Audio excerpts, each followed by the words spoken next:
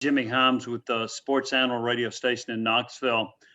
Talk a little bit about the attributes you want to see in a wide receiver: size, speed, the ability to run routes. Talk about those things in a receiver.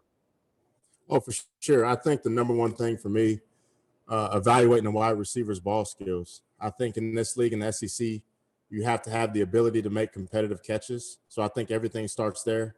How naturally does he track the ball? Can he adjust? And also, can he make catches in traffic? Really is where it starts to me. And then everything off of that, there's speed, there's change of direction, there's jacks. So really the ability to get extra yards with the ball in your hand. So there's a lot of different things that you look for in a wideout. But I think obviously the number one thing for me is ball skills, because that's where it starts, at is catching the ball. Kodi, you spent a lot of time, Luis Fernandez from WBIR, sorry. You spent a lot of time in the SEC throughout your career. I know as a coach, I think Auburn and Tennessee played each other a couple of times while you were there. What was your kind of thought from the outside looking in about Tennessee as a program, and why did you decide to come to Knoxville? Really on the outside looking in, just in a generalization of Tennessee, is amazing tradition. Obviously, you think about the national championships, the conference titles, just one of the most known and respected schools throughout the country as far as just removing myself from football, looking at Tennessee. But obviously the last couple of years or so, Tennessee hasn't been to that standard that we feel like we can hopefully get to. And that's what we're trying to do, is build that culture back of Tennessee being a top tier program, which it is. That's the way that Tennessee is viewed. And now we just have to put that product out there on the field and continue to get better each and every day.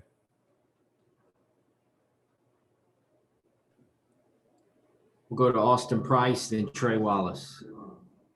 Hey, Coach, Austin Price, VolQuestandRivals.com. Coach Golish spoke specifically about watching film from last year and or high school film. Have you been able to do that with your wide receivers, and can you just give the overall scope of, it seems like you've got, some maybe unproven talent, but talent nonetheless, and guys that come in all different shapes and sizes? Yeah, really, that's one of the first things that you do when you take a new job here at Tennessee. Have to really look at the guys that are on the current roster, really what their roles have been, obviously in the game, and also really, one of the biggest things is practice film. How does he practice? How does he learn? What is his skill set like?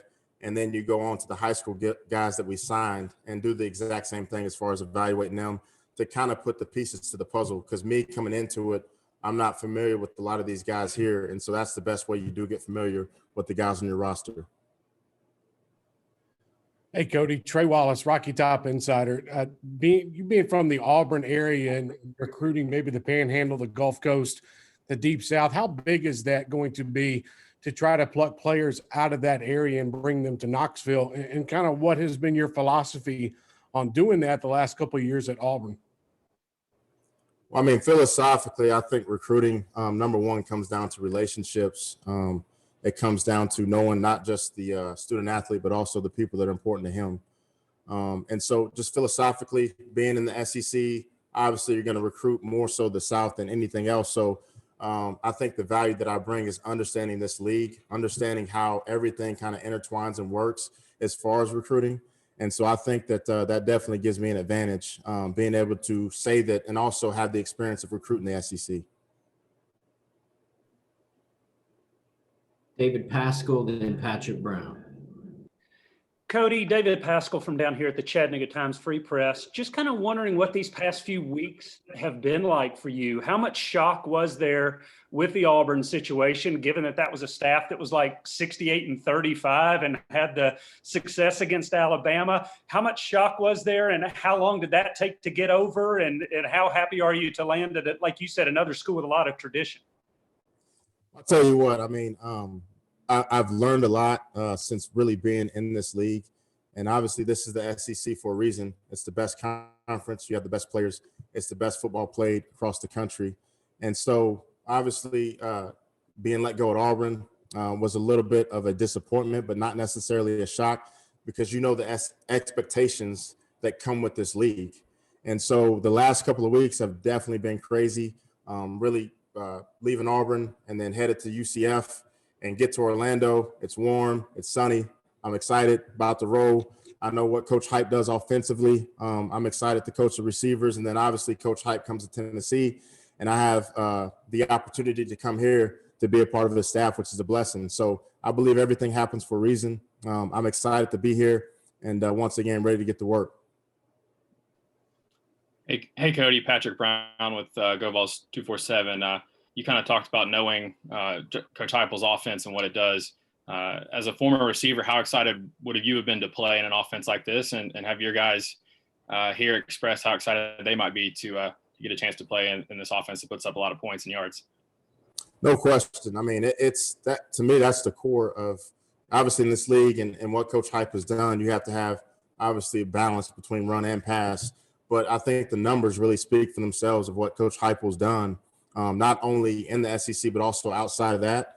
And obviously this past couple of years at UCF, the number speaks for itself. So if I'm a wideout, I'm excited about the future here at Tennessee and really what we're going to do offensively, throwing the ball. And it's more so the philosophy of getting the ball on the perimeter to your playmakers and letting those guys play. And like I said, once again, the numbers really speaks for itself. So that kind of recruits itself, and I think that's going to help us getting some big-time wide receivers in the future. We'll go to David Ubben and Brent Hubbs. Hey, Kodi, David Ubben with The Athletic.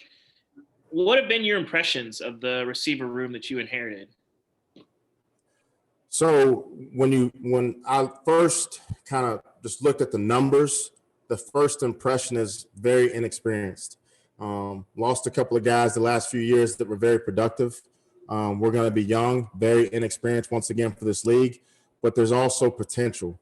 So we have to just continue to grow, develop these guys into what we want them to be for our team, for our offense. And so it's going to be a challenge, and I'm excited about that challenge to truly develop these guys and get those guys to playing at a high level to what we think that we need to win. Kodi, Brent Hubbs with VolQuest.com and Rivals.com. How would you describe your coaching style, one, and two, how easy is this offense to teach? You know, I would explain my coaching style as very relatable. I think that, number one, I'm young enough to where I'm not too far removed to really have a true relationship with my players. I think that's where everything starts. And then also, I'm not too far removed to where I just got done playing to where I understand what these guys are seeing. And I really try to approach the game as if I'm a quarterback, as if my wide receivers are quarterbacks, because in my opinion, that's the hardest position to play as quarterback. And so really for me, if you understand the game as a quarterback, it's going to make you a better wideout. And so that's really the way that I approach as far as coaching my wideouts. We'll finish with Blake, and then we'll get Coach Halsley up there. Yeah, Kodi, as someone who's coached against Tennessee, as recently as this past year, I mean, what was kind of the outside evaluation of this program? What as you looked at Tennessee from the other side of the fence, what was holding Tennessee back, and how do you go about fixing that? I mean, I can't necessarily control what was going on at Tennessee beforehand. I do know that when I was growing up, obviously in the mid to late 90s, early 2000s, as a kid that was in elementary school, junior high, high school, you saw really Tennessee as a powerhouse, that Power T, the brand that comes with Tennessee. And I think it's still that same way. The brand of Tennessee, the tradition of Tennessee carries weight. And now all we have to do is get to playing that type of football again to where people really get excited about Tennessee football. But on the outside looking in, Tennessee's always been one of the top, if not the top program around. And so that's the thought process that I think about Tennessee and the light that I think about Tennessee being in. All right, thank you, Coach. Appreciate it. Thank y'all.